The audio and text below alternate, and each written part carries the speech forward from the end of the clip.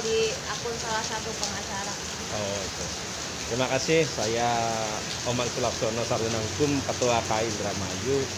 Sebenarnya dari secara pribadi dan organisasi sangat menyayangkan terkait video yang telah viral itu. Karena itu bukan salah satu sikap advokat. Karena kita selaku advokat, selaku penegak hukum, bahwa kejaksaan juga adalah mitra kami dalam melakukan pekerjaan. Itu terkait hal-hal yang diucapkan juga ya bukan ciri khas advokat, karena kita menjunjung sebagai profesi yang terhormat. Jadi segala pembicaraannya, narasi, gaya bahasanya juga kita harus sama-sama menghormati, bukan seperti yang ada di video yang viral itu. Mungkin saran kami, kalau misalkan itu benar anggota kami, ya kan, secara pribadi ataupun secara organisasi harus ada pihak yang mengadu secara tertulis, biar nanti kami akan tindak lanjuti secara kode etik. Karena seorang advokat itu mempunyai kode etik secara organisasi dan individu. Untuk masalah yang lainnya, mangga kita serahkan ke investasi yang dirugikan. Mungkin itu saja, terima kasih. Tapi itu Tony RM benar tergabung dalam KAI? Kalau Tony RM yang disebutkan tadi untuk database yang ada di DPC Kabupaten KAI, DPC KAI Kabupaten Indramayu itu tidak terdaftar untuk di database kami. Mungkin kalau misalkan dia itu anggota DPD ataupun organisasi yang lain mungkin. Gitu. Intinya ada himbauan nggak Pak untuk advokat lain lah? Ya, untuk himbauannya, karena semua advokat itu dibekali payung hukum undang-undang. Sesama penegak hukum kita harus menghormati, jangankan dengan penegak hukum, dengan masyarakat pun kita harus menghormati, karena advokat itu adalah profesi yang terhormat, profesi nobil. Untuk kode etik profesi sendiri itu Pak terkait sikap seperti itu bagaimana?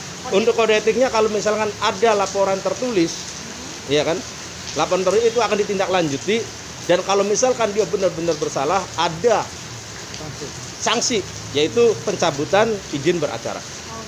Ya. Siap, makasih.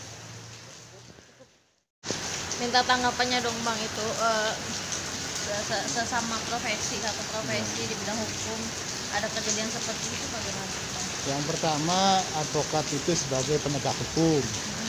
Hendaknya ketika menegakkan hukum itu jangan melanggar hukum pula. Karena advokat itu profesinya diatur oleh undang-undang. Ada jalur-jalur formal secara hukum yang dilakukan. Mungkin itu sarannya ya.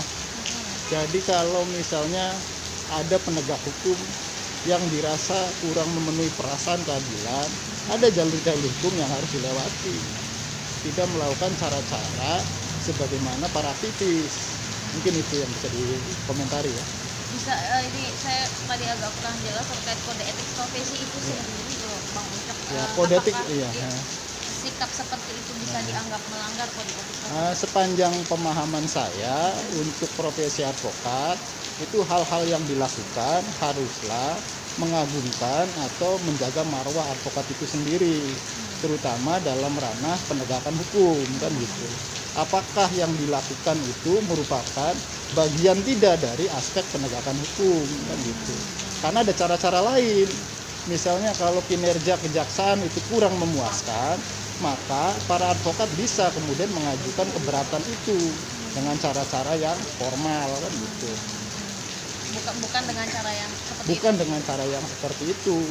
Karenanya kalau kita lihat bisa saja ini menjadi pelanggaran terhadap undang-undang ITE, saya kan gitu ya. Atau tadi penyerangan kehormatan jabatan. Gitu. Jadi kan berimbasnya kurang baik kan gitu. Ada pesan nggak buat pengacara itu? Ya, pesan saya pertama, lakukan tugas profesi sebagai advokat sebagaimana mestinya. Jangan berperan sebagai profesi lain. Gitu.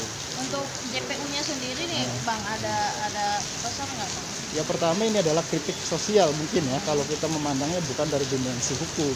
Karena ya kita lihat nanti persidangan pada kasus itu, apakah jaksa bekerja secara profesional atau tidak. Karena kalau saya cermati, kalau sudah masuk ranah pengadilan, artinya jaksa sudah profesional di situ, sudah melakukan kerja-kerjanya. Ya. Tinggal bagaimana dalam proses persidangan itu kita lihat bagaimana dakwaan, bagaimana tuntutan kan gitu.